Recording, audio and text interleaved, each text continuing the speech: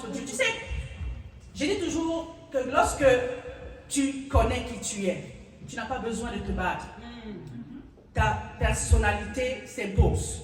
Ta personne s'impose. C'est quand tu ne connais pas qui tu es que tu vas faire toutes sortes de choses, toutes sortes de manigances pour prouver que tu es quelqu'un. Dieu, il ne se bat pas avec quiconque. C'est l'autre qui se bat contre Dieu. C'est pour ça qu'il apporte à chaque fois des raisonnements dans les cœurs des hommes. Il apporte des choses pour qu'on commence à dire non, c'est maintenant comme ça qui est bon. Après 2 ans, on dit non, c'est plutôt comme ça qui est bon. Dieu, il est le même. Depuis le commencement, avant même le commencement, il est le même. Il n'y a rien qui a changé. Il n'y a pas un iota qui a changé en Dieu. Il reste pareil. Alléluia. Ça prouve sa force. Et je te dis, si tu es enfant de Dieu, tu es ce Dieu-là. Quelqu'un ne comprend pas ce que tu dis. Si tu es enfant de Dieu, tu es ce Dieu-là. Alléluia. Je vais dire à quelqu'un, j'ai envie de chanter. Mais je ne sais pas chanter. S'il y a une chose que Dieu ne m'a pas donnée, c'est qu'il ne m'a pas donné de chanter. J'aime chanter par exemple. Et puis, je ne tiens pas compte de ce que les gens pensent. Si Dieu approuve mon chant, parce que ça vient de mon cœur.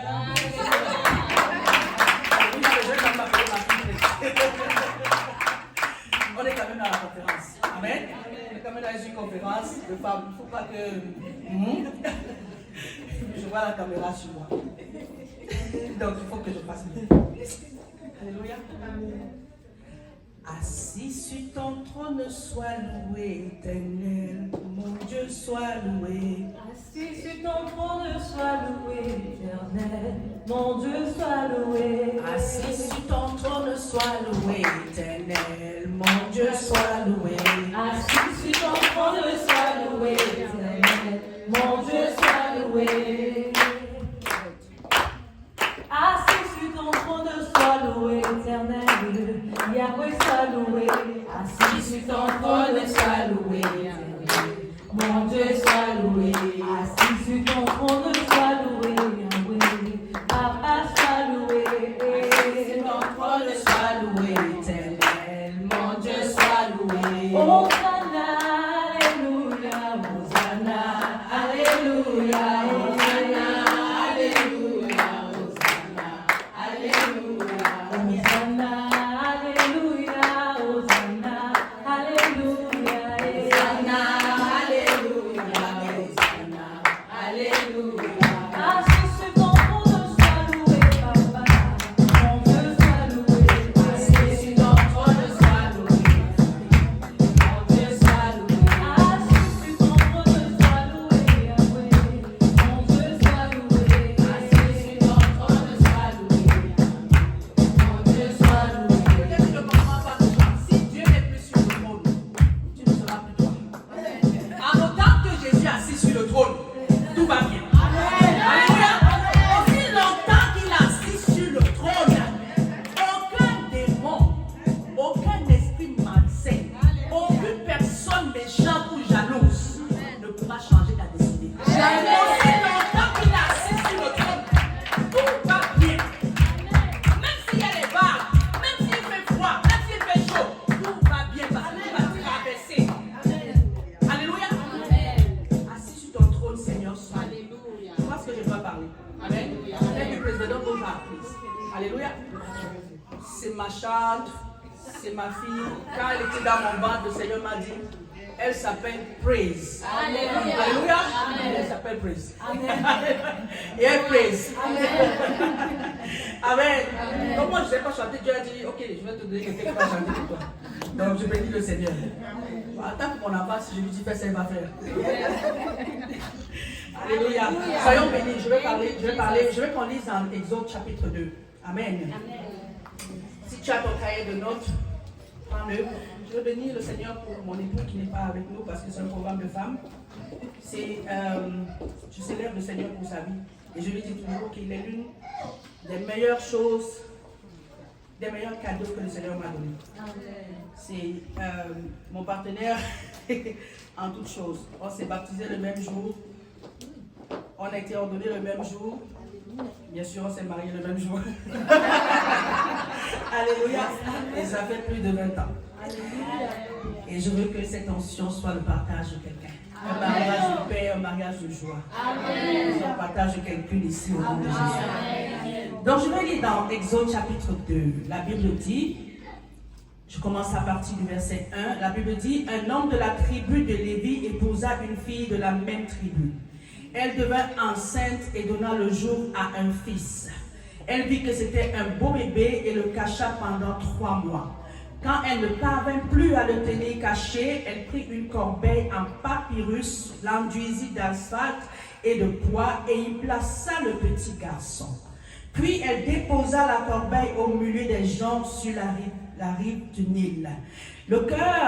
La sœur de l'enfant se posta à quelque distance pour voir ce qu'il engendrait. Amen. Je vais m'arrêter ici. L'histoire, peut-être beaucoup de personnes la connaissent. C'est l'histoire de Moïse. Ben Aram, qui est son nom hébreu. Moïse qui était donné par la fille de Pharaon, qui l'a adopté par la suite. Donc je vais l'appeler Moïse parce que c'est comme ça qu'on le connaît. Mais ici, je ne vais pas parler de lui, je vais parler de sa mère. Amen. Amen. Le thème de notre programme, de notre conférence, c'est Femmes remplies du Saint-Esprit, puissance et détermination. Un autre thème, ça veut dire qu'une femme qui a le Saint-Esprit, c'est une femme qui est capable de voir et d'atteindre ses objectifs. Amen. Est-ce que je parle à quelqu'un? Amen. Une femme qui est remplie du Saint-Esprit, c'est une femme qui ne se laisse pas flatter par les moindres choses. C'est une femme qui ne désespère pas. C'est une femme qui n'abandonne pas. C'est important d'être remplie du Saint-Esprit. Si tu dis que tu es femme de Dieu, enfant de Dieu, tu veux suivre le Seigneur, il faut demander la plénitude du Saint-Esprit. Tu as besoin d'être plein, d'être rempli de cet esprit pour pouvoir vivre ta destinée telle que Dieu a prévu. Il y a beaucoup de personnes qui ratent leur destinée parce qu'ils n'ont pas le Saint-Esprit. Écoute-moi, lorsque tu as le Saint-Esprit, tu sais ce qu'il faut faire, où il faut être, avec qui il faut être. Est-ce que je parle à une femme ici? Lorsque tu as, parce que nous les femmes, on est très très distraites. On est rapidement distraites, rapidement emportées par beaucoup de choses, parce qu'on a beaucoup d'occupations. Une fois que tu nais femme, tu as l'attention qui est divisée par 1000. C'est pour ça que Dieu nous a donné à nous seuls la capacité de faire plusieurs choses en même temps. Est-ce que je parle à une femme? C'est pour ça que Dieu savait que nous, on sera en train de bavarder, en même temps en train de faire à manger, en même temps en train de langer le bébé, en même temps en train de mettre la lessive, de préparer la lessive, en même temps. Il savait. Mais si tu es une femme et que tu as accepté Jésus dans ta vie, ta prière de tous les jours, ton souhait de tout le temps, ça devrait être que le Seigneur, l'Esprit de Dieu qui est en toi, soit pleinement en toi. Jésus lui-même avant de partir, il savait que ses disciples qui ont marché avec lui, qui ont vu ses miracles, qui ont vu ce qu'il a fait, ce qu'il pouvait faire, qui ont connu, qui l'ont côtoyé, ils savaient qu'ils ne pouvaient pas faire sans le Saint-Esprit. Et ils ont marché avec Jésus. Toi et moi, on n'a pas vu Jésus. On n'a pas marché avec lui. Bon, on marche avec lui spirituellement, mais je parle de physiquement. Tu sais, quand tu manges avec quelqu'un, c'est différent de quelqu'un qui entend parler de la personne. C'est différent de quelqu'un qui connaît, qui entend l'histoire de la personne. Même s'il la connaît, même s'il a confiance en celui qui la raconte, parce que celui qui raconte avec lui, c'est différent.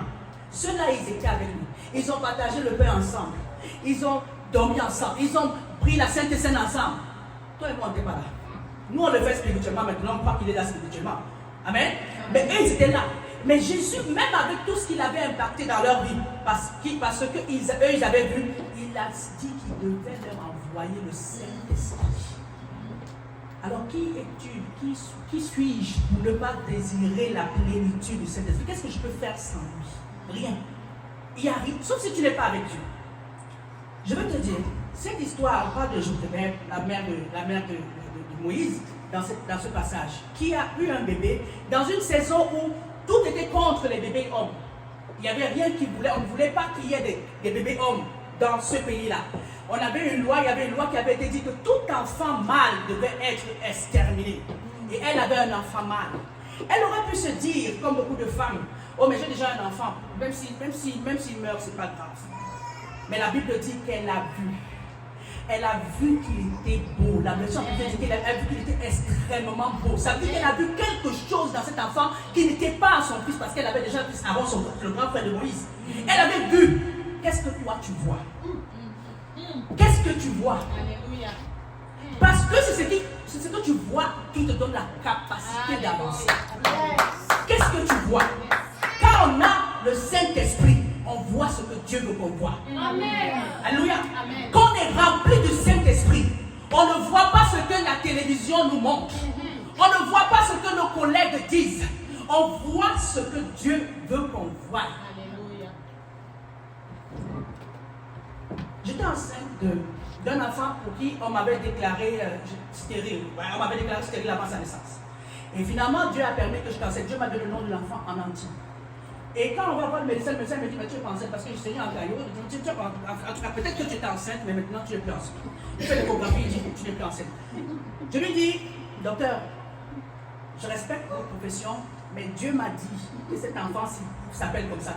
Il dit, je sais que vous les alléluia, vous avez toujours des convictions qui ne tiennent pas la route, mais je te dis que tu n'es plus enceinte.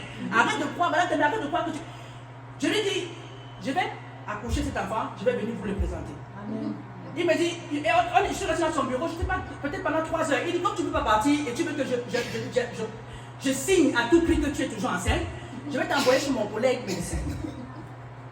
La vision, le Saint-Esprit est important parce qu'il te donne la vision. C'est la vision qui te permet de rester fixé sur l'objectif.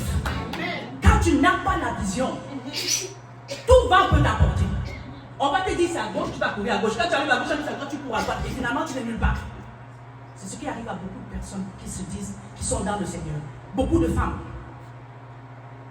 Et le médecin, il appelle son collègue qui est gynécologue. Il avait fermé déjà, il était peut-être 19h ou 20h. Il dit, est-ce que tu es obligé? Il dit, non, j'ai fermé déjà. Il dit, est-ce que tu peux repartir dans ton bureau pour faire l'échographie à une de mes patients? Et il lui dit, c'est urgent. Et qui a quoi? Il dit, non, parce qu'elle dispute le diagnostic.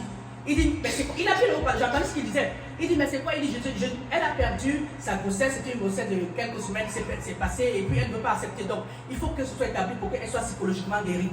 Donc, c'est déjà dépressif, selon le médecin. Je lui dis, je ne suis pas malade et je suis enceinte et je vais accoucher. Pendant que j'étais là, je discutais avec lui, mon époux était à l'extérieur, il a fait entrer, il me dit, il lui dit, il faut convaincre votre femme. Lui, il dit, mais il y a quoi, docteur? Il dit, mais elle dit qu'elle est enceinte. Il dit, mais oui, elle est enceinte. Il dit, non, elle n'est plus enceinte parce que voici tous les examens qu'on a fait. Regardez s'il y avait le bébé. Il monte. En tout cas, moi, je n'ai pas fait la tête, je ne comprenais rien à ce qu'il montrait, mais je savais seulement que j'étais enceinte. J'avais vu la vision de mon enfant. Voilà. Et il dit, parce que quand il y a un bébé, ça se met comme ça, il explique. Et mon mari dit, mais elle a dit qu'elle est enceinte, c'est qu'elle est enceinte. Il dit, mais toi aussi tu es là? Il dit, mais oui, docteur, mais si elle est enceinte, pourquoi vous discutez le fait qu'elle est enceinte? Il dit, de toutes les façons, j'ai appelé mon collègue, est-ce que vous pouvez là-bas? Il a dit qu'il peut être à 20h. On est parti de chez lui pour son collègue, chez son collègue, à un autre hôpital. Et quand on est arrivé là-bas, le collègue, il a fait l'échographie, il a fait l'échographie qu'on fait peut-être pendant 10-15 minutes, lui il a pris 45 minutes pour l'échographie. Pendant qu'il faisait, je sais pas que je suis enceinte, docteur. Je suis enceinte. Il dit, mais laissez-moi faire mon travail, je vais vérifier. Je vous rappelle, après il dit que c'est comme s'il y a un petit fœtus dans ton ventre. Et j'ai accouché de cette. Si mon fils, il ne passe pas inaperçu. Parce que le Seigneur, quand il fait une chose, Moïse, dans ce panier de gens, il ne pouvait pas passer inaperçu. Sa mère connaissait que cet enfant était différent. Amen. Sa mère avait vu quelque chose de différent en cet enfant. Amen. Elle avait déjà un fils, il ne faut pas l'oublier. Elle avait déjà une fille. Mais elle a vu quelque chose en cet enfant. Qu'est-ce que toi tu vois de toi? Qu'est-ce que le Seigneur t'a dit te concernant? Qu'est-ce que le Seigneur te dit? Est-ce que tu es capable de dire, Dieu me convainc que je suis telle personne. Dieu m'amène à faire telle chose. Est-ce que tu es capable de le dire? Est-ce que tu es capable de l'affirmer? Tu dois savoir qui tu es. Savoir qui on est, c'est la première des choses que l'on doit chercher quand on devient enfant de Dieu. Et c'est là que lorsqu'on est rempli du Saint-Esprit, qu'on peut comprendre sa personne, qu'on peut comprendre pourquoi est-ce que le Seigneur nous a placés à tel moment, dans un tel endroit. Ce n'est qu'à ce moment-là qu'on peut comprendre la destinée qu'on a et poursuivre cette destinée. Beaucoup de personnes n'accomplissent rien dans leur vie parce qu'ils n'ont pas de vision. Est-ce que je parle à quelqu'un? Beaucoup de personnes n'accomplissent rien parce qu'ils ne savent pas ce qu'ils doivent faire. La Bible dit qu'un peuple sans vision est un peuple sans frein. Est-ce que je parle à quelqu'un? Une femme sans vision, c'est la catastrophe. C'est la catastrophe. J'ai rencontré des personnes dans ma vie qui me disent, oh aujourd'hui, elle veut aller à gauche. Parce que tu vois, elles ont toujours des explications très plausibles, mais qui vont se changer après 1 mois, après 2 mois, après 3 mois. Ça sera le contraire de ce qu'elles avaient dit. Complètement. Pourquoi? Parce qu'elles n'ont pas de vision. Parce qu'elles n'ont pas de vision. Regardez. Les femmes dans la Bible, il y en a plein qui ne sont pas remplies du Saint-Esprit. Et qui sont remplies d'un autre esprit. Mais qui ont fait des choses remarquables. Quand le Seigneur me parlait de ces femmes, je dis, Seigneur, si quelqu'un sans le Saint-Esprit peut faire une telle chose, moi qui crois en toi, je peux déplacer les montagnes. Vrai, vrai. Vrai, vrai. Considérez la femme de Belchassar, dans le livre de Daniel. Quand le roi était dans les problèmes, il ne savait pas, il a vu le doigt de Dieu écrit. Il dit, c'est quoi ça? Il appelle toute forme de Zora, toute forme d'astrologue, toute forme de magicien. Tous ils arrivent, ils ne peuvent pas expliquer. La Bible dit qu'il était troublé.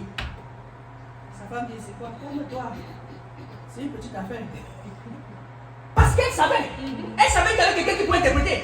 Est-ce que les astrologues ne savaient pas? Ils connaissaient Daniel. Ils connaissaient. Mais ils n'ont pas eu la vision que Daniel pouvait résoudre le problème. Je vais annoncer à quelqu'un ici, là, tu es la vision de ta famille. En tant qu'enfant de Dieu, tu es la vision de ton environnement. Parce que la Bible dit que la création tout entière attend ta manifestation. Tu es la vision. C'est pourquoi tu dois veiller sur ton comportement. Tu dois veiller sur ton caractère. Parce que tu dois apporter un sel qui est fin et pur.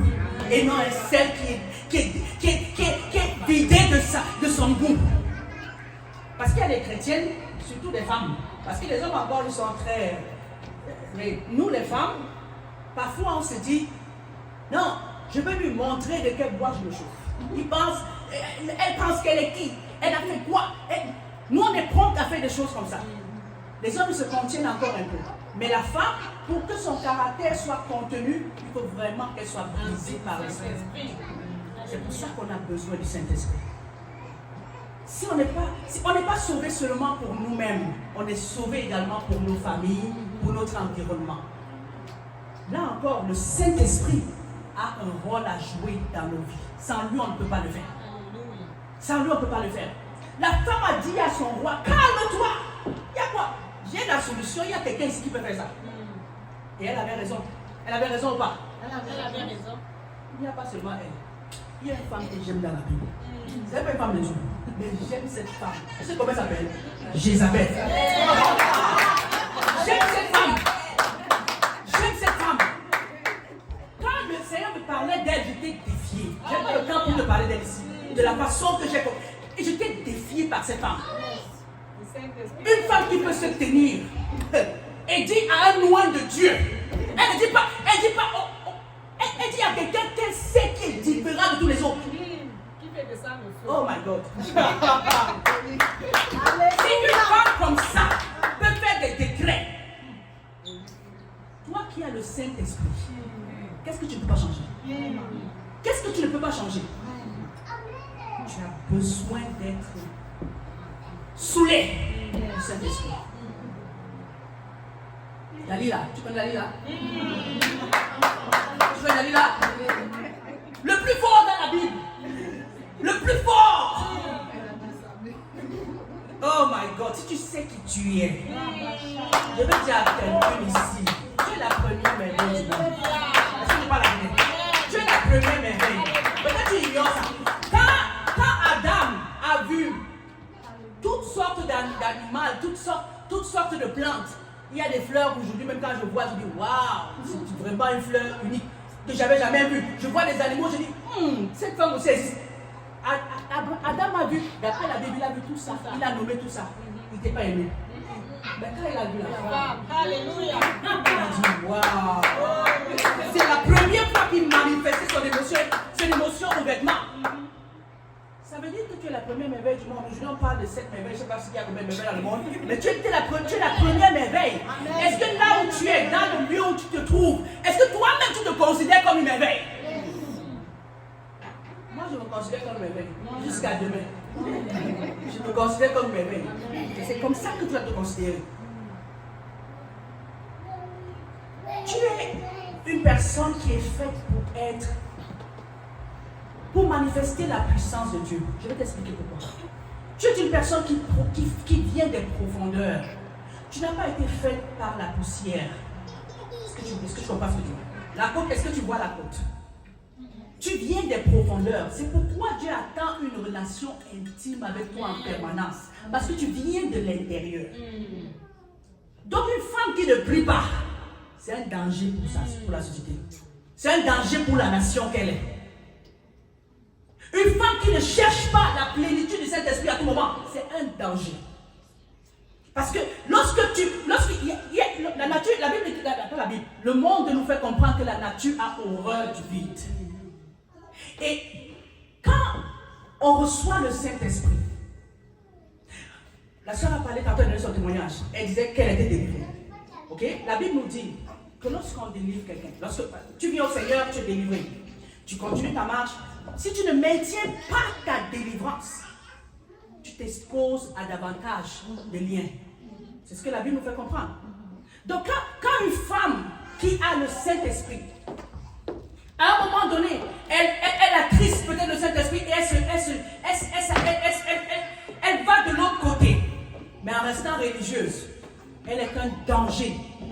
Elle devient un danger, pas seulement pour elle, mais pour tous ceux qui sont autour d'elle. Et pour sa progéniture, pour sa famille, pour son âme. Souviens-toi que nous ne sommes pas sauvés seulement pour nous, nous sommes sauvés également pour notre environnement. Amen. Alléluia. Amen. Donc, le Saint-Esprit, on a besoin de lui pour voir, afin de se mouvoir selon la volonté de Dieu.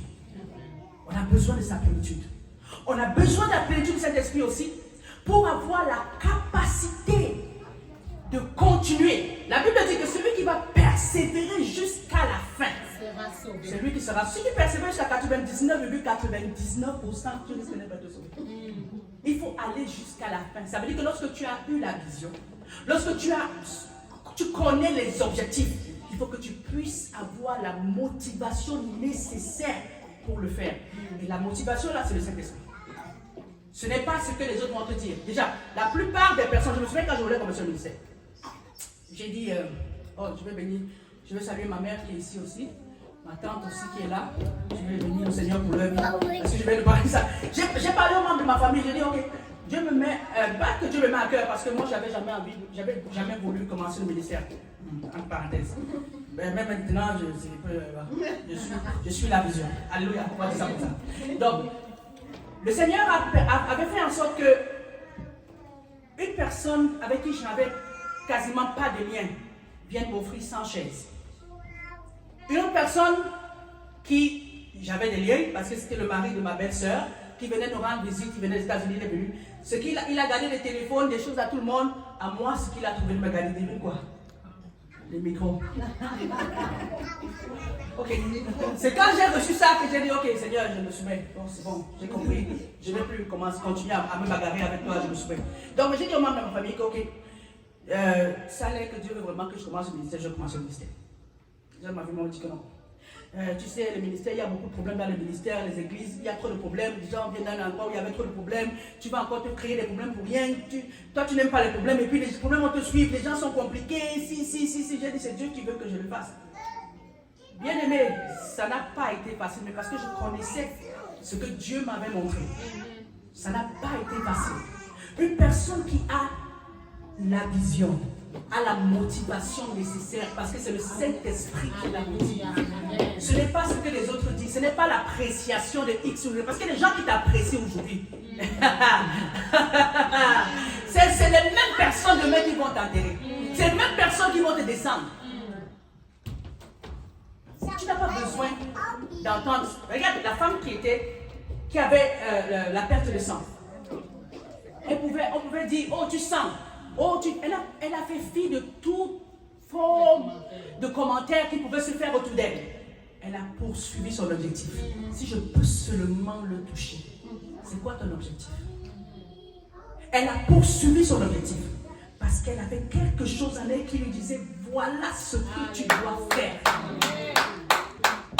Donc, quand on est rempli du Saint-Esprit, la puissance de la motivation. En passant, je suis coach de vie, donc je sais ce que je dis. J'ai des personnes que je coach, et toutes les personnes que je coach, je leur dis toujours, ça sera avec la parole de Dieu. C'est soit tu acceptes, soit tu n'acceptes pas. Dès le départ, c'est la base. Je vais te parler de Dieu, parce que je pense que tous les principes du coaching viennent de la Bible. Tous les principes. Qu'est-ce qu'on t'apprend en un mot? C'est que tu dois croire en toi. Croire en soi, ça vient de la Bible. Ça ne vient pas d'ailleurs. Même si ne cite pas la Bible, ça vient de Dieu. Amen. Donc, je me souviens de cette fille à qui je dis, tu as tout ce qu'il faut pour faire ce que tu veux faire. Tu n'as pas besoin de quiconque. Et aujourd'hui, c'est les témoignages qu'elle me donne. Je célèbre le Seigneur pour ça. Parce qu'il a compris. Et elle qui avait carrément dit qu'elle ne va plus jamais rentrer à l'église, elle rentre à l'église. Elle qui avait dit que Dieu, depuis qu'elle sert Dieu, elle n'a pas vu ce que Dieu a fait pour elle. Maintenant, elle donne les témoignages de ce que Dieu fait pour elle. La vie que nous avons, je dis toujours, moi j'ai un enfant qui a été sur oxygène. On payait, je crois, 50 000 la journée pour l'oxygène. Si on donnait la facture, aujourd'hui on se plaint de telle facture, il y a telle facture, il y a telle facture, mais si on te donne la facture de l'oxygène que tu respires, je ne sais pas si quelqu'un dans ce monde pourra payer, même s'ils sont milliardaires, je ne sais pas s'ils pourront payer. Comme je dis, j'ai eu un enfant qui était sous oxygène, une journée c'était 50 000 francs. Donc, je veux te dire, la vie que je te donne, elle n'est pas fortuite, c'est pour un dessein.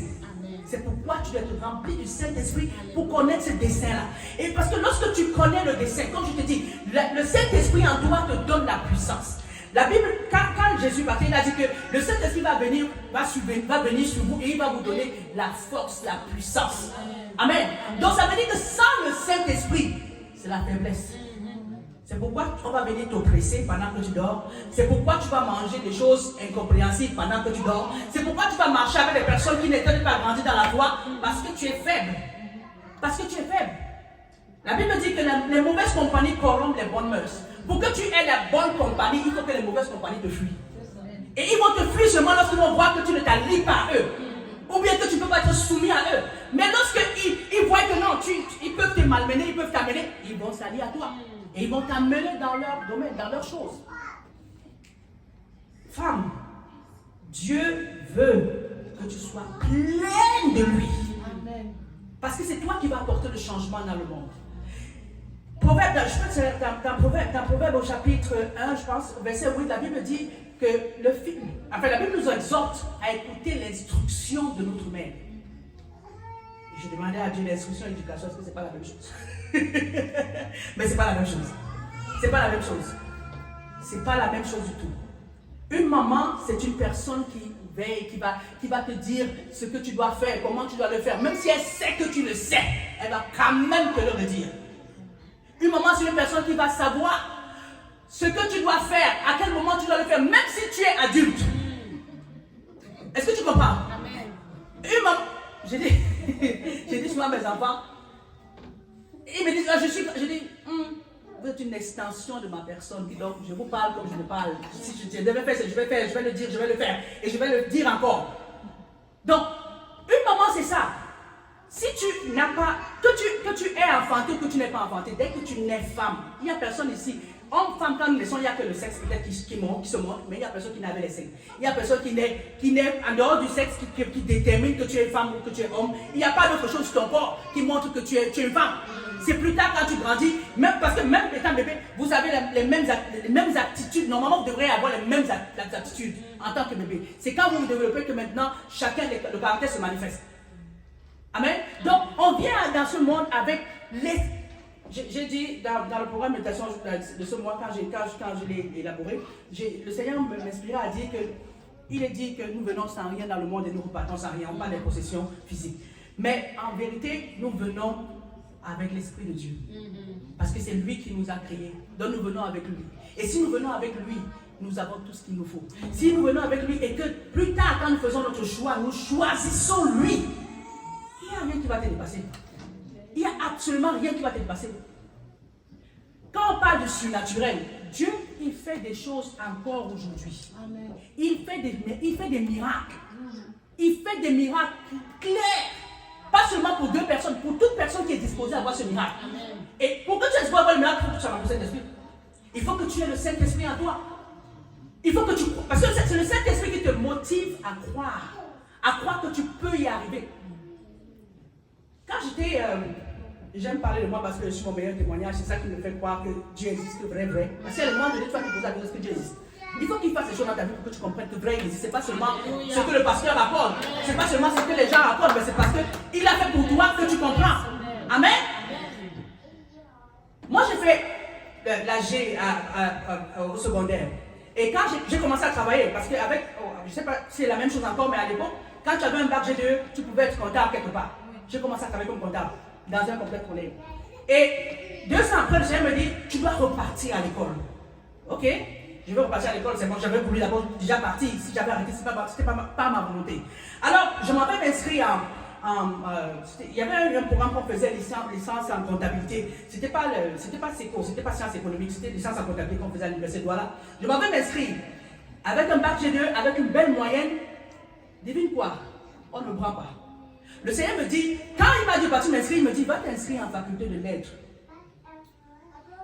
J'ai dit non, c'est sûr que c'est moi qui veux peut-être parler bien le français et l'anglais. C'est ce que je me dis, c'est sûr que moi je veux parler bien le français et l'anglais. Et je m'avais inscrit, celui qui prend mon dossier me dit, comment toi tu as un bon dossier, on prend les gens qui font la D ici, là, ils ne font même rien. Toi tu as vraiment un bon, oh vraiment, félicitations de vouloir rentrer à l'école. Et j'étais mariée. Je rentre, j'ai remarqué, oh vraiment j'ai posé mon dossier, tout était correct, et vraiment on va commencer bientôt. La rentrée passe. On me dit, j'appelle pour demander est-ce qu'on a commencé. Il dit, mais oui, je ne vois pas ton nom, Babia. Comment c'est que tu ne vois pas mon nom? Comment je ne vois pas mon nom? Et ainsi, les jours passent. Moi, je m'en vais à l'université, je vois qu'il n'y a pas vraiment mon nom. Je commence à me plaindre dans les bureaux. Je dis, mais pourquoi est-ce qu'il n'y a pas mon nom dans la liste de ceux-là qui doivent faire cette licence en comptabilité? On dit, mais vous n'avez pas été retenu. Pourquoi je n'ai pas été retenu? Moi, j'ai un bac G2. Pourquoi on prend les gens qui ont fait la D et la C? Et moi, qui ai un bac G2. Je me suis plaint. Et puis j'ai entendu le Seigneur me dire, je t'ai dit d'aller t'inscrire en faculté de lettres. Je suis rentré chez moi, j'ai continué à travailler. En décembre, j'avais plus la paix par rapport à ça parce que j'entendais, quand je vais me lever, faculté des lettres, je vais marcher, faculté des lettres, je vais m'asseoir au bureau, faculté des lettres. Ok, je pars à l'université, je dis bon, de toutes les façons, la rentrée a commencé, ils ont déjà commencé les examens, et tout, donc on ne peut pas me prendre. L'année prochaine, je vais faire faculté des lettres. Je m'en vais, je me résigne à la voix de Dieu. Je m'en vais donc à l'université, et puis je me dis, mais les études ont commencé, les plus ont déjà commencé même à faire les CCE. Toi, tu étais où? J'ai dit, c'est parce que je me suis d'abord inscrit en licence, en comptabilité, on m'a pas pris. Le monsieur me dit, mais c'est déjà passé. Après, il me dit, en tout cas, va dans le bureau là, peut-être qu'il y a des gens qui vont t'aider là-bas. Je m'en vais au bureau, il me dit, mais madame, c'est pour l'année prochaine. Et puis quand je sors du bureau, je trouve un monsieur, il me dit, madame, vous êtes là pourquoi? Je dis, je viens m'inscrire. Il dit, venez t'inscrire en quoi? Je dis, en sciences économiques. Il dit, suivez-moi. Il m'amène dans un autre bureau et il prend mes dossiers. Je n'avais même pas tous les dossiers, j'avais peut-être seulement. C'est un ange que Dieu avait mis sur mon chemin. Je n'avais même pas, j'avais seulement, je pense que j'avais seulement mon bulletin. J'avais pas, il me dit, mais toi tu viens t'inscrire, tu n'as même pas tes documents. Tu habites où? J'ai dit, j'habite comme à 45 minutes ici. Il me dit, est-ce que tu peux partir et revenir aujourd'hui? Je vais t'attendre. Il était peut-être 14 heures. Je lui ai dit, est-ce que vous avez. Il me dit, oui, je vais t'attendre. Quand tu reviens, regarde bien le bureau, tu vas venir me trouver ici. Je suis reparti chez moi, j'ai fait les photos, je suis venu, c'est même lui-même qui a pris, il a fait les photocopies. Il me dit, ok, bon, voici, tu connais le poulailler? Je dis, non, je connais pas le poulailler. Il me dit, regarde, quand tu vas sortir d'ici, tu vas comme ça au Carrefour, tu descends. Il m'indique où ça se trouve, parce que je ne connaissais pas, je n'avais pas fait l'université. Il me dit, tu vas aller là-bas, voici ta classe, tu fais cours. Il m'indique les salles de classe où on fait souvent cours. Je ne peux pas ouvrir mon matricule parce que c'est la dernière, mon matricule est le dernier. Moi, j'ai commencé à mi-décembre. Quand les gens avaient déjà fait les premières séries d'examens. Et quand le monsieur me dit, il me dit, ok, tu vas commencer, ton nom ne va pas apparaître sur la liste. Mais à chaque fois qu'on appelle, ou bien qu'on va demander, inscris ton nom, écris tout simplement ton nom. Ça va finir par apparaître. Je dis, ok, merci. Il me dit, mais vous avez cours. C'est lui qui me dit, mais vous avez cours dans 30 minutes. Est-ce que tu peux y aller? Je dis, oui, je vais y aller. Moi, pour savoir où ça se trouve, je vais y aller. Je sors de son bureau et puis je commence à chercher le poulailler, c'est pas où je me rends, madame. Et puis la salle est pleine du Seigneur. Moi qui ai toujours été dans les classes, dans le salle, il n'y avait pas 30 personnes, parce qu'en général, il n'y a pas beaucoup de personnes. Il n'y a pas beaucoup de personnes. Ici, il y a 200. Moi, j'étais 245. Je regarde, je dis, est-ce que je vais m'en sortir? Est-ce que Dieu, c'est toi qui. Et je regarde. Et puis quand je suis arrivé, il y a un jeune homme qui me dit, oh madame, viens t'asseoir ici. Je suis venu m'asseoir. La semaine d'après, je suis parti pour dire merci au monsieur. J'arrive, je demande, oh monsieur, mais il n'y a jamais eu le bureau ici. Il n'y a jamais eu le bureau ici. J'ai dit, mais un monsieur qui est comme ça.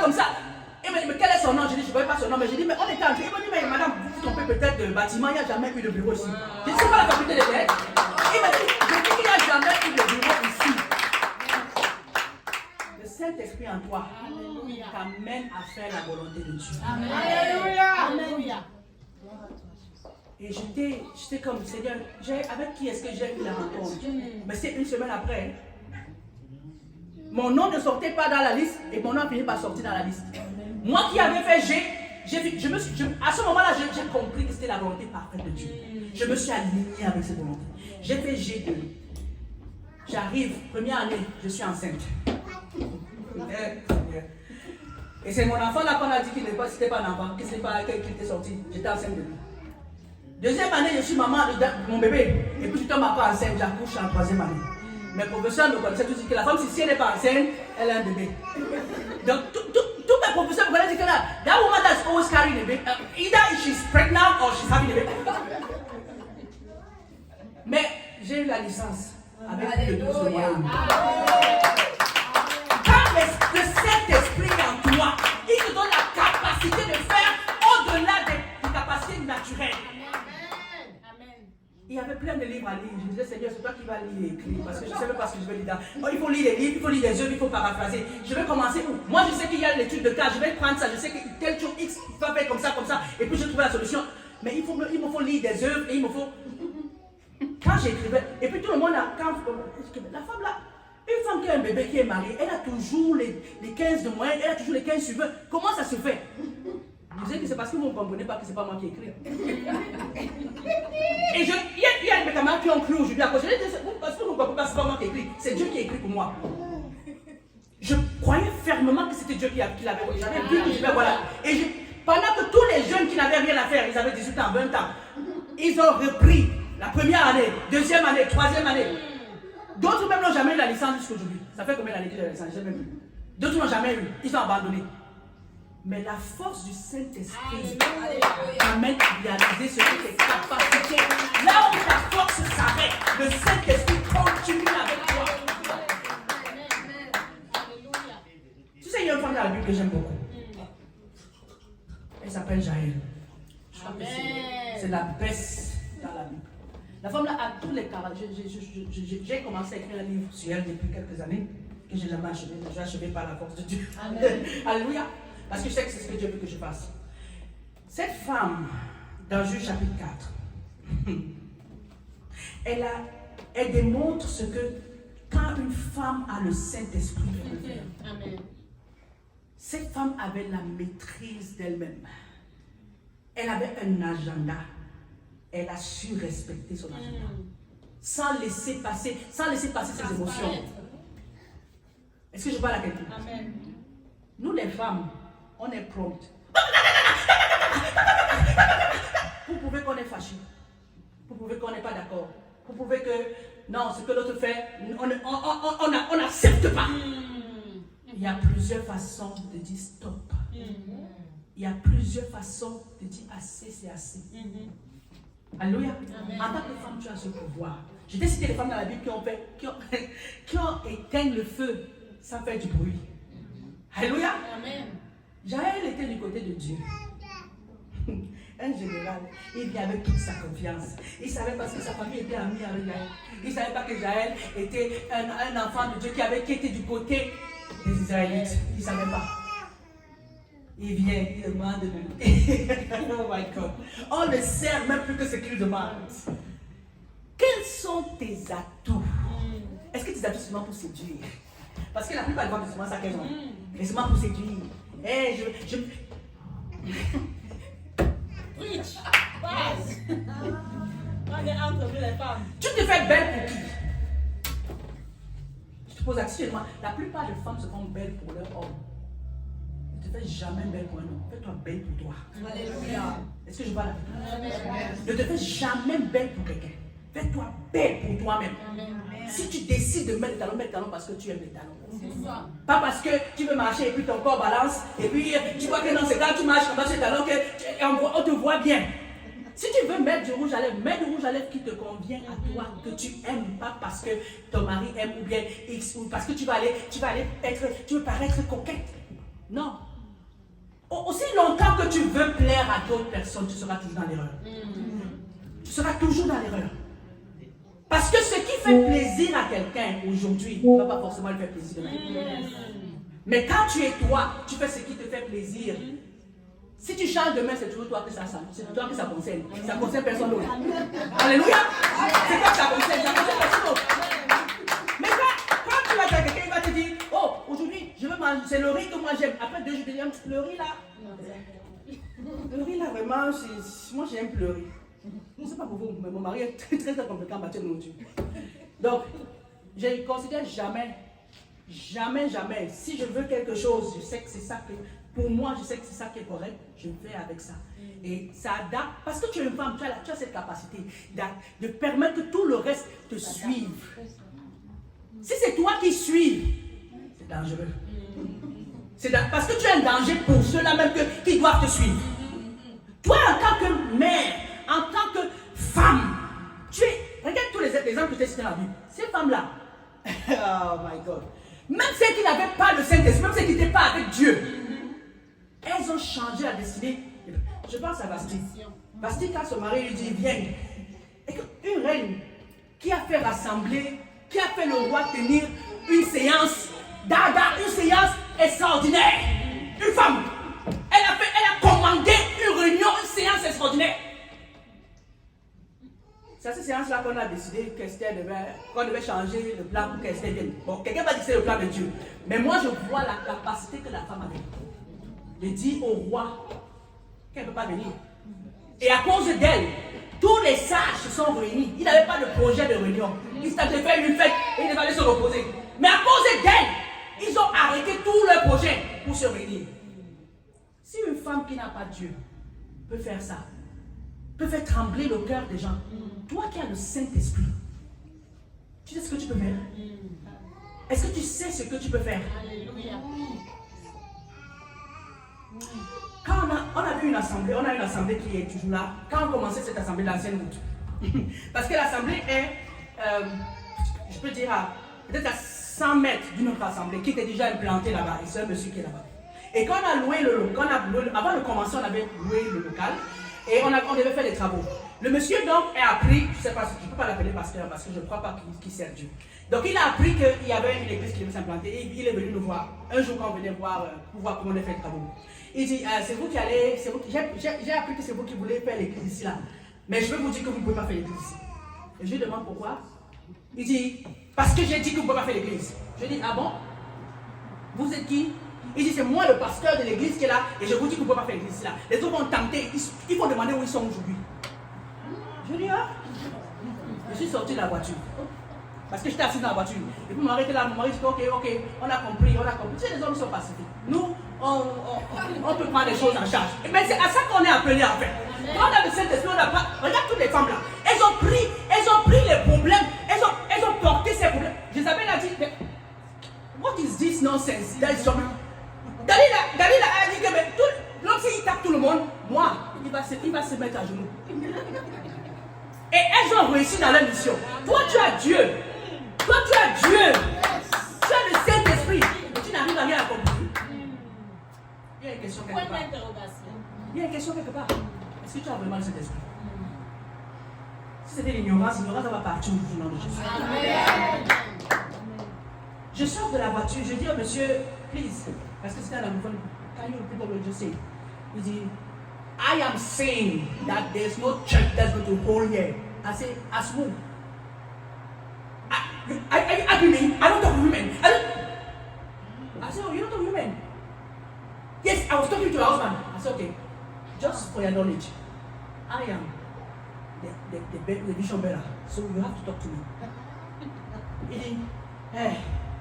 Il se tourne, il avait son cortège de personnes autour de lui, il n'était pas seul, hein? Il marchait avec des personnes. Et puis, en un temps de mouvement, comme on dit chez nous, il y avait plein de personnes autour de nous. Je ne sais pas où ils sont sortis, mais il y avait plein de personnes. Et mon mari est sorti de la voiture, il dit, let's go, just forget about it, let's go. We can find another road. Je dis, Dieu m'a montré le lieu, parce qu'avant qu'on trouve le lieu, maman, tu sais, un peu dit, on faisait l'église chez elle. Et quand on a arrêté, on a resté d'abord un temps, puis Dieu m'a montré le lieu. On avait cherché un lieu à Bonabéry sans trouver. Quand on a commencé, quand Dieu me dit, voici le lieu. J'ai vu le lieu, j'ai vu comment c'était. J'ai dit à mon mari, allons chercher. Et le jour où on est sorti pour aller chercher, on a trouvé quelqu'un qui, lui, connaissait la personne qui avait ce lieu. Et c'est comme ça qu'on a eu. Je lui ai dit que c'est Dieu qui m'a donné le lieu là. Donc lui, il n'est personne pour m'empêcher d'avoir le lieu. Il me dit, non, laisse-le. Je lui ai dit, monsieur, je vais vous le faire passer puisqu'on est plus francophone ici. Je lui ai dit, monsieur, je ne sais pas qui vous êtes. Mais vous non plus, vous ne savez pas qui je suis. Moi, je suis un enfant de Dieu. Je ne sais pas si nous, on parle le même langage, mais je veux que vous compreniez très bien ce que je vais vous dire. Et puis les gens disent, hey, c'est quelle femme qui parle pas comme ça? C'est une femme qui parle parce que, c'est une femme. Et puis les gens disent, non, on ne parle pas comme ça, non, mais tu es une femme qui parle comme ça, non. Et puis il y a d'autres personnes qui disaient, mais monsieur, arrêtez votre femme. Moi, j'étais là et regardez ce que vous ne connaissez même pas qui vous avez attaqué. Vous ne connaissez même pas qui vous avez attaqué. Et puis je dis à monsieur, moi je suis un enfant de Dieu. Je ne sais pas si vous comprenez ce que je veux dire, mais peut-être si vous parlez le même langage que moi, vous allez comprendre. Mais apparemment, on ne parle pas le même langage. Je vais vous dire une chose, cette assemblée va s'ouvrir. Elle va s'ouvrir à telle date. Ni vous, ni aucun pouvoir maléfique ne pourra le stopper. Il y a Tommy 2010, il y a Tommy 2010. Il y a d'autres aussi. Je lui ai dit, s'il y a une personne qui va voir quoi que ce soit, c'est vous. Moi, je dis, les gens qui étaient autour ont commencé à dire, la femme là, elle a sûrement quelque chose. Elle compte sur quoi? Je dis, I know the God that I serve. I know my God. And you don't come here and tell me rubbish because you are nobody. My God is above you. He said that's the church and that will be the church. You are nobody. Et je me suis dit, il y a tout de vous. Il y a même ici. L'église est là jusqu'à tout ça. Combien d'années? Ça fait combien d'années? Quand notre pasteur était, le pasteur qui est là, un jour il m'a dit, oh, le voisin là est venu, il me dit que c'est lui qui chasse les. Donc il voyait les gens passer pour aller, il les chassait. C'était arrivé à ce point où parce que moi je n'étais plus là. Mais quand j'étais là, quand il passait sur la rue pour l'église, il tournait son visage de l'autre côté. Donc il ne pouvait pas regarder du côté de l'église. Je ne lui ai plus jamais dit un mot. Je lui ai dit le jour là que le Dieu que je sers est vivant. Et il a dit que ça va être l'église, et ça va être l'église. Lui il n'est personne, il ne pourra rien faire. Est-ce que tu comprends? Tu vois la confiance que j'avais parce que le Saint-Esprit m'avait confirmé que c'était ce lieu-là. Est-ce que tu comprends? Je veux que tu comprennes. Je ne comprends pas souvent, mais je veux que tu comprennes ce que je suis en train d'expliquer. Quand tu es rempli du Saint-Esprit, il te montre la vision, il te donne la vision, il te montre l'objectif. Et il te donne la capacité de réaliser ton objectif. C'est ce que Jaël avait. Elle avait la capacité d'éteindre Sisera. Elle avait la capacité, parce que si Sisera vivait, il pouvait reconstruire une armée aussi rapidement. Il pouvait reconstruire une armée et revenir. Parce qu'il s'est caché chez elle parce qu'on était en train de les battre. On était en train de tuer son armée. Donc, mais s'il repartait avec son expérience, avec sa capacité, il pouvait reconstruire une armée et revenir plus fort et exterminer davantage les Israélites. Mais elle avait l'âme fatale. Elle avait l'âme fatale. Elle avait la douceur. Est-ce que tu es une femme douce? La Bible dit que votre douceur soit connue par tous. C'est pour ça que j'aime maman beaucoup, maman, le soit ma fille, que Dieu me donne sa grâce. Alléluia. C'est une femme qui est douce. Amen. C'est une vraie, comme on dit chez nous, une vraie maman pasteur. Alléluia. Moi, je suis trop charismatique, je sais. Donc, amen. Donc, elle avait cette douceur. Elle avait la patience. Tu vois, en Jaël, il y avait le fruit de l'esprit. Ça veut dire qu'elle était remplie d'esprit. Amen. Amen. Il y avait le fruit de l'esprit qui s'est manifesté. Dans ce court passage de Juge chapitre 4, il y a Jaël, la façon dont elle s'est comportée, tu voyais que Dieu a agi au travers d'elle en manifestant le fruit de l'esprit. Tu connais le fruit de l'esprit? Alléluia. Tu connais le fruit de l'esprit? Dans Galate. Nous sommes les femmes de vision. On doit connaître ce que Dieu veut qu'on fasse. On doit connaître ce que Dieu veut qu'on ait. Tu dois avoir ce que moi j'appelle, ce que la Bible dit, c'est la caractéristique du fruit que j'aime le plus, la tempérance. Alléluia. Quand ça bouillonne, tu la coules. tu connais, tu sais que ça va chauffer, ça va se calmer, ça va refroidir. Amen. Le problème, c'est que la plupart ne comprennent pas que chaque chose a un temps.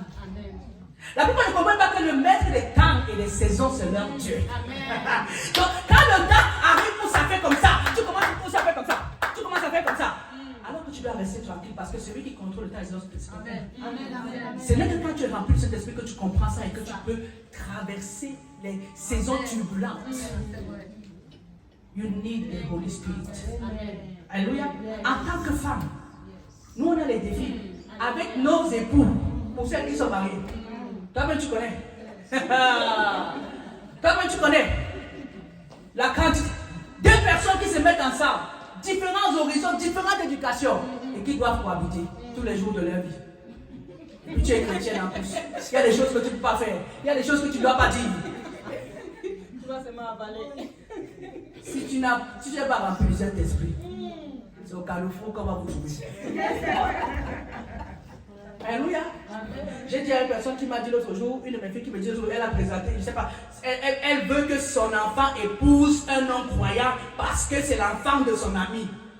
Je lui ai dit que toi-même, ton mari est devenu chrétien avec toi. Toi-même, tu vois ce qu'il a fait. Imagine le non-croyant. En tout cas, moi, tu n'as pas compris. Elle m'a envoyé la photo pour me demander de confirmer si c'est la volonté de Dieu. Je dis, je n'ai pas besoin de prier. Ce n'est pas la volonté de Dieu.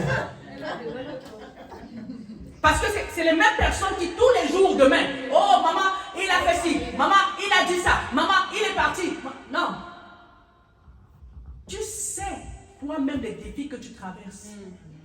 Parce que tu as Dieu en toi. Tu sais qu'il y a des choses que tu peux faire. Comme les parents vont se tenir sur le balcon pour bavarder, toi tu ne peux pas faire ça. Donc tu amasses. Tu amasses. Tu amasses. Comme les parents vont se tenir partout pour raconter, oh il a fait ci, il a fait ça, il n'a pas fait. Comment ils vont faire? Toi tu ne peux pas faire. Tu ne peux pas faire. Donc tu es obligé d'avoir le Saint-Esprit pour savoir que ton Dieu maîtrise la situation et le calme. Si tu n'as pas le Saint-Esprit, à ce moment-là, tu vas être pire qu'une païenne. Tu as vu quelqu'un qui a rétrogradé. Ce qu'il ne faisait pas, c'est ça qu'il commence à faire. Quelqu'un qui a changé de cas là, ce qu'il n'avait jamais même commencé à faire, il va devenir professionnel dans la chose. Parce que quand un démon est chassé, il vient, il rôde, il attend si la maison est propre, il devient plus seul. Il y avait 7 autres démons plus forts que lui. Tout est dans la Bible. Alléluia. Donc une femme qui est remplie de Saint-Esprit, elle a la puissance, donc la capacité, la force de pouvoir réaliser sa destinée sans avoir besoin de l'aide ou de la motivation humaine. Le problème avec beaucoup de femmes, c'est qu'elles se croient incapables. Pendant que j'étais assise, j'allais me parler de cette personne. J'allais me dire, regarde, cette fille, elle a beaucoup de capacités en elle, mais elle ne croit pas en elle. Et la personne est ici. Pendant que je parle, tu sais que c'est de toi que je parle. Le Seigneur me parlait de toi clairement. Tu dois croire qui tu es. Je t'ai dit, premièrement, tu es un être spécial. Parce que tu étais spécialement conçu pour un but. Spécialement conçu pour avoir les profondeurs, pour avoir les profondeurs avec Dieu. Spécialement conçu pour apporter le changement, la solution partout où tu te trouves. C'est comme ça que nous, femmes, on a été conçues. On n'a pas été conçues pour venir être des accompagnatrices. On n'a pas été conçues pour ça. On a été conçues pour apporter des solutions. Les femmes qui n'ont pas eu Dieu dans la Bible n'étaient pas des accompagnatrices. Elles ont montré. C'est qui a coupé la tête des gens battus. Oh my God. Elles n'étaient pas des femmes qui passaient inaperçues. Elles ont fait des femmes qui ont régné dans la Bible. Des femmes qui ont pris la place de leur fils pendant que leur fils a pour régner. Elles ont fait des choses horribles que les hommes même n'ont pas pu faire. C'est pour ça que quand les gens disent souvent, j'entends souvent les personnes qui dans le monde dire que quand la femme veut être méchante, même le diable peut s'asseoir pour prendre les nôtres. Parce qu'on était créés dans les... Nous quand on va faire... Notre nature, on vient des profondeurs. Donc on vient avec une force que l'homme n'a pas. Dieu a donné seulement la tête à l'homme pour qu'il dise aussi que bon, tu te le prenais quand même, tu dois être l'homme. Mais sinon, le vrai premier là, c'est la femme. C'est la femme. Dans toute la Bible, tu vois ce que les femmes font. Tu vois ce que les femmes font. Je les vois prier toute la Bible, tu vois quand les femmes... Regarde, la seule, c'est qu'ouvrière, pas ouvrière, mais personne qui a fait l'église, c'est Priscille, qui a travaillé main dans la main avec Paul. Mais on cite son mari aussi à côté d'elle. Je suppose que c'est dans cette optique de faire que la femme est toujours, elle a toujours quelqu'un supérieur à elle. Je pense que c'est dans cette optique. Mais les femmes, quelqu'un va te dire que non, les femmes ne prêchent pas, les femmes ne font pas si. La Bible dit le contraire. Si tu ne devais pas faire la volonté de Dieu, si tu ne devais pas parler de Dieu, si tu n'es pas une femme de vision, Dieu ne devait même pas te créer. Dieu ne devait même pas faire que tu sois créé comme tu as été créé, en sortant, en te faisant sortir d'une profondeur que l'homme ne peut pas comprendre. L'homme ne peut pas comprendre. Et c'est pour ça que tu es tellement solide, parce que Dieu sait qu'on a les coups à recevoir. Il sait que le mari va donner les coups, les enfants vont nous donner les coups, la vie va nous donner les coups, mais on est fait d'os. Quelqu'un peut dire, je suis fait d'os. Il sait qu'on a des capacités à nous pour endurer les circonstances et les situations par lesquelles on va traverser, que l'homme n'a pas. C'est pour ça que tu dois à tout moment savoir, en tant que femme, en tant qu'enfant de Dieu, je suis un être spécial. Je suis un être qui est au-dessus, pas pour se vanter, mais au-dessus des autres qualités d'être. Est-ce que tu comprends? Et quand tu sais ta position, tu dois te comporter comme ta position le demande. Ce n'est pas pour te vanter, ce n'est pas pour t'enorgueillir, mais c'est pour réaliser le plan parfait de Dieu. Amen. C'est pour réaliser ce que Dieu a prévu que tu fasses. Les femmes comme Esther dans la Bible, qui ont été positionnées à une place par le miracle de Dieu, je dirais ça comme ça, je ne vais pas rentrer dans l'histoire, j'ai parlé de Vasti tantôt, qui est arrivée au moment où il fallait prendre une décision. Elle ne s'est pas assise sur ses lauriers. Elle savait qu'elle était un être différent. Elle savait qu'elle avait quelque chose de différent parce qu'elle était une femme. Son oncle qui était Mardochée, qui avait eu la vision de l'accueillir, de la garder et de la préparer pour cet événement-là. Il n'avait pas pensé qu'on peut gêner, on peut prier. C'est Esther qui a dit, tout le monde, tous ceux qui sont pour nous là, toutes nos nations là, on doit gêner et prier. 3 jours. Et je vais aller voir le roi. Si je meurs, je meurs. Je vais aller voir le roi. Est-ce que tu entends ça? Parce qu'elle savait qu'elle était différente, qu'elle était spéciale. Mardochée avait une place dans le royaume. Il avait des... Si tu ne connais pas l'histoire, va lire Esther. Il avait une place importante dans le royaume. Peut-être par cette manigance, il pouvait avoir quelque chose. Et c'était son nom. Donc il était avancé plus qu'elle. Donc il pouvait la conseiller, faire ci, faire ça.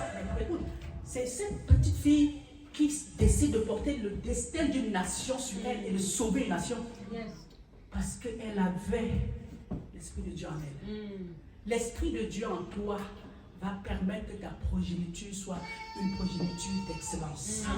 L'Esprit de Dieu en toi va permettre que ton nom soit écrit dans les archives comme étant une femme d'exception, une femme de vision, une femme de perfection, une femme d'accomplissement, une femme de grande destinée, une femme de grande réalisation. C'est l'Esprit de Dieu qui va permettre cela. L'Esprit de Dieu va permettre que la marque de Dieu demeure écrite sur toi. Et quand l'ennemi va voir, il va dire, don't touch. Il va voir, ne pas toucher, il va voir que tu es une zone rouge. Parce que l'esprit que tu dégages, l'esprit de Dieu qui est en toi, ne permet pas qu'il puisse s'attaquer. Alléluia. Alléluia. Donc, bien aimé, je ne sais pas si j'ai un peu de temps, mais je ne sais pas si j'ai parlé beaucoup parce que je parle beaucoup. Donc, je pense que c'est correct peut-être. Alléluia. Donc, Alléluia. Donc, on va prendre les questions. Mais avant qu'on prenne les questions, j'aimerais tout simplement dire. J'aimerais dire à quelqu'un ici, c'est mon meilleur verset dans la Bible. Amen. Amen. J'aimerais te le donner avant de partir, c'est Marc 9, verset 23. Tout est possible à celui qui croit. Amen. C'est mon meilleur verset. Le verset qui dit que rien n'est possible à Dieu, ça je le sais. Mais moi je préfère, tout est possible à celui ou à celle qui croit. Est-ce que tu crois que l'Esprit de Dieu en toi peut apporter la différence? Si oui, aujourd'hui est un jour où commence quelque chose de spécial dans ta vie. Si tu crois que l'Esprit de Dieu en toi peut faire une démarcation entre la vieille toi et le nouveau toi, aujourd'hui est un jour spécial. Amen. Alléluia. Amen. Donc je veux dire à ma soeur qui est ici, qui m'a écouté, que le désir de Dieu, c'est de nous remplir de lui. C'est de nous saturer de son esprit. Afin que sa puissance nous accompagne et nous garde focalisés sur l'objectif qu'il nous montre. Afin de réaliser, d'atteindre cet objectif et de réaliser la volonté parfaite de Dieu. C'est ça, ce à quoi le Seigneur appelle ma soeur, et moi-même ici présente. Alléluia. Amen. Que le Seigneur nous bénisse. Amen. Et que ce qu'on a entendu puisse contribuer à la transformation de l'homme au nom de Jésus.